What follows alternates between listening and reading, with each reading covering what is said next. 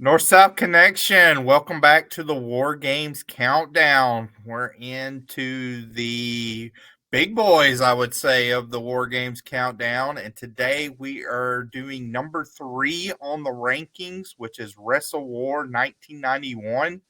War Games, which is the Four Horsemen versus Sting, Brian Pillman, and the Steiner brothers. I'm Chad Campbell from the Wrestling War Zone podcast here, video cast on the North South Connection feed. I'm joined by a very special guest for this one. He's not buried in AEW anymore or on North South Connection. We got Drew Wardlaw in the house. How's it going, my man? Good, Chad. Good to see you. For the Yeah. first time doing a video podcast with you. God, we have communicated and talked and done podcasts for probably close to 10 years now, I would say, since we first started talking online. And first video to video meeting for me and Drew. So a little bit of history here in the making.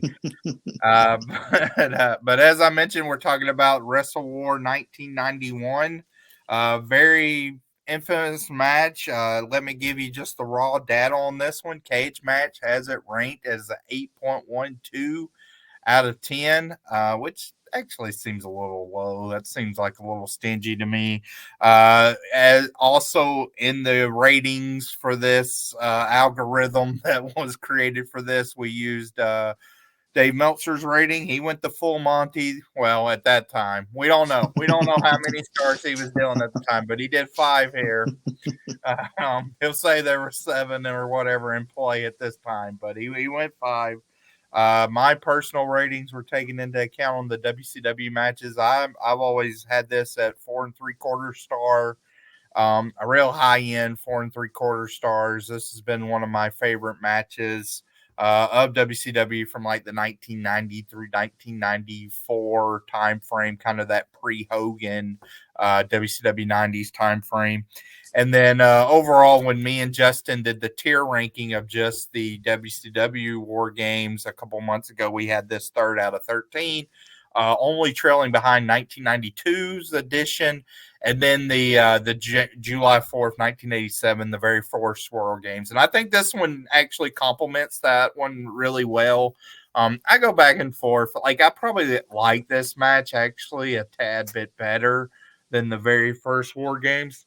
But just with the lore and the crowd heat and the Omni, we gave that one the slight nod. But that's kind of the raw data on things. Drew, what is your feelings, memories, story with this match? Take it away. Well, let's see. I think number 3. I think that probably sounds about right. And I think the big thing with this one is, I mean, this is an awesome match. Well, I mean, right off the bat, this is an awesome match. I would probably agree with you. I think comparing it to the 87 match, it's a cool kind of snapshot of what the Horsemen were up to at the time for each one. I think the 87, with the crowd and with the historical implications, and it being, it was 2 years at that point, 2 years plus of the Horsemen kind of running things in Crockett, and so that just has all this story built up, behind it. And same with 92. Actually, I mean, 92 is unreal, and part of that is because it's got such a story, and it's got the Dangerous Alliance and everything leading up to it, and it's kind of each piece of the puzzle comes into play there in that 92 War Games. This one is a little bit more like it. There's not a big angle. It's kind of just a continuation of the Sting Horseman feud, Scott Steiner Ric Flair. Had that Clash match with Brian Pillman kind of being mixed in there too. So it doesn't have like a really, really strong angle building up to it, but in the match itself. Now, this would have been the first War Games match that I saw when I was little. Okay. So I rented the tape it must have been summer of '91, late spring, summer, because it I had to wait for the tapes to come into my video store, so it would there would be Mhm. that delay there. But this was because the last one prior to this was what, '89 at the Bash. Yeah, they had some house shows, but on pay per view or televised, it's the '89 Bash one. Yep. Yeah. So I didn't know that match existed, of course. So the idea of I was obsessed with the idea of, first of all, two rings, but Yep. also with a cage with a roof on it. The idea blew my mind. I couldn't believe it. So I could not wait to see this. So I mean, it was pretty big when I finally got to see it. It was, I mean, and it still holds up. It's still an awesome match. Um, I mean, those are kind of my memories. I mean, getting into the match, I think the first thing we have to say right off the bat is I mean, Pillman and Wyndham Yep. starting out. That first 5 minutes is unreal. Yeah. It's probably one of the I think it's maybe my favorite opening. Now they were kind of just kick-starting their feud that will last for a few months here. They end up having a match actually at Super Brawl, another kind of intense, really fun 7-minute brawl match. But they go right after each other to start out here. Uh, Wyndham's bleeding by the end of the 5 minute period. Yeah, So pretty soon. Yeah. yeah, the blood's flowing very quickly in this one. There's definitely a sense of, I think the thing that I really like about the WCW War Games and why I'm, I guess, less fond of the more modern iterations is the kind of claustrophobic feel that you get on some of the WCW ones, where it's a lot of visceral violence and kind of a tight, condensed space. I think this match does that wonderfully, both at the finish and also at the beginning right here, where just a lot of punching, a lot of biting, clawing. Not even mixing in the drop kicks that Pillman does in the opening stanza. It's not like showy. It's used as like an impact and a momentum maneuver. So I appreciated that. I think it's a great opening. Yeah. Um, and then it transitions. I think this is kind of a unique thing too, just to this War Games is, of course, the Hills win the coin toss because it is what it is. It's genius. I love it. I Yeah, love it so much. They always got to do that coin toss, and wouldn't you know it, every right. time. Ah, There's a great now Larry Sabisco. We should mention he's a late sub in for an injured Arn Anderson in this match. He does a great celebration when the Hills win the coin toss. But it's actually Nature Boy Ric Flair's the second guy in the cage for the Horsemen. That seemed like a surprise. You did have the big muscle with a Sid that you might have thought they were saving towards the end. That seems, I guess, like a sound strategy. But I was a little surprised to see Flair mixing it up right there, and I'd actually forgot that little wrinkle when I was mhm. rewatching today. I didn't know if he came in second or third.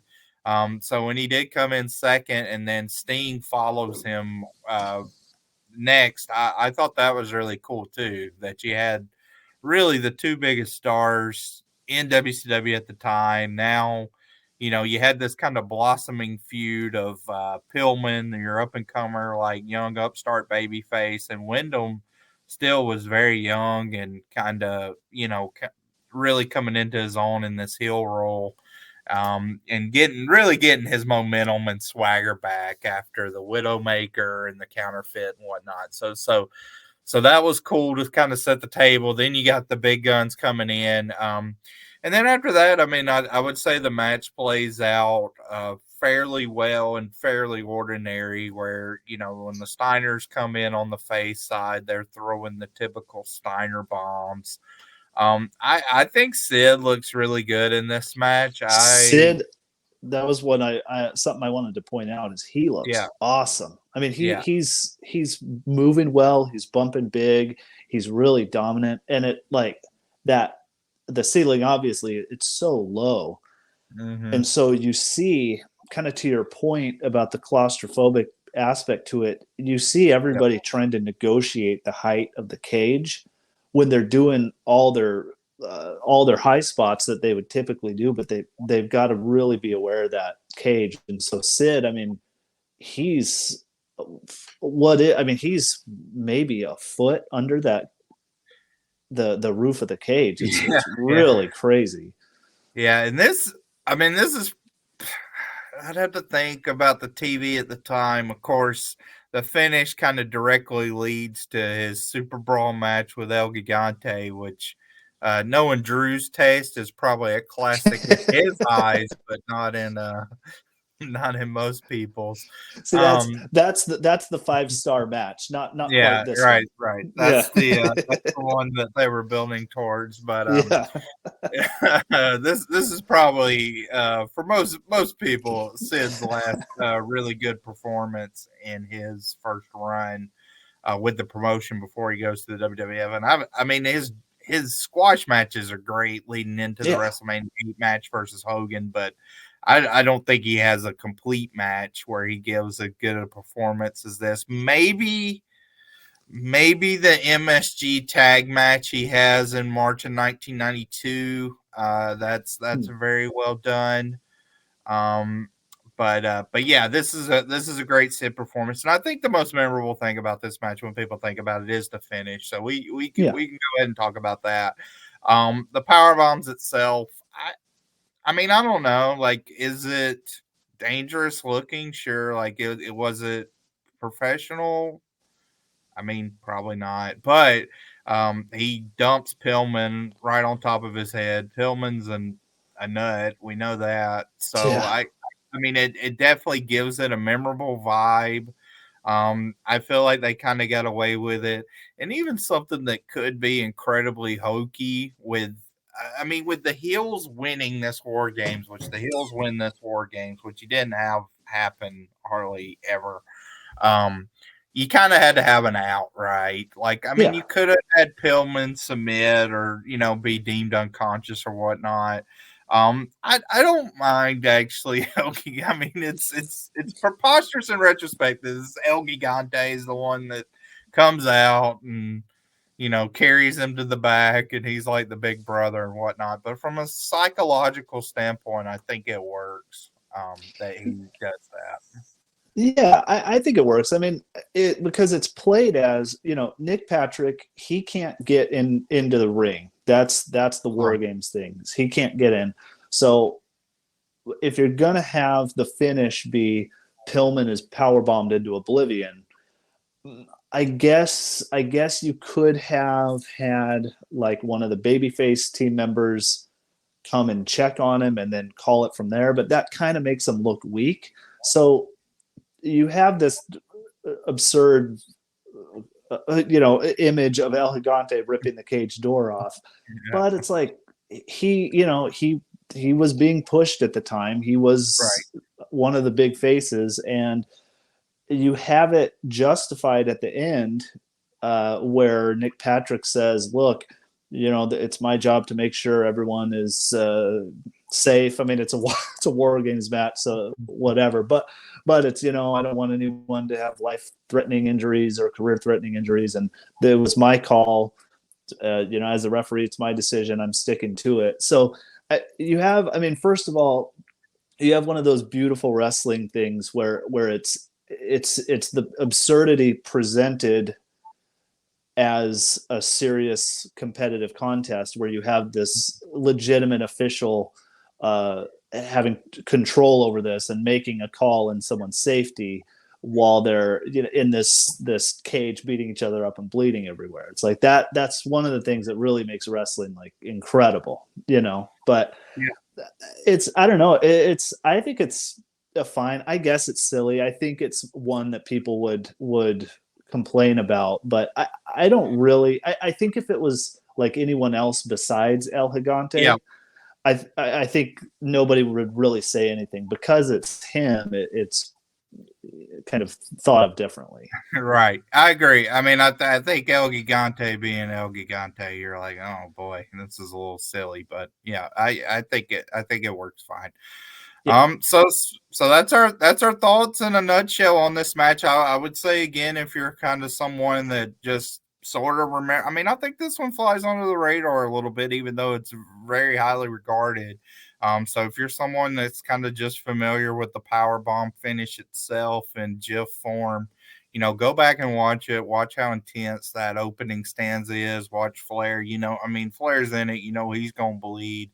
I think Sabisco gives a very fun kind of substitute performance for a match he didn't expect to be in till a couple days, I think, before, or maybe they even announced the night before on Saturday night that he was subbing in. So it's well, so they sorry to interrupt. They don't announce it. I don't think they announce it on the Saturday night, the night before.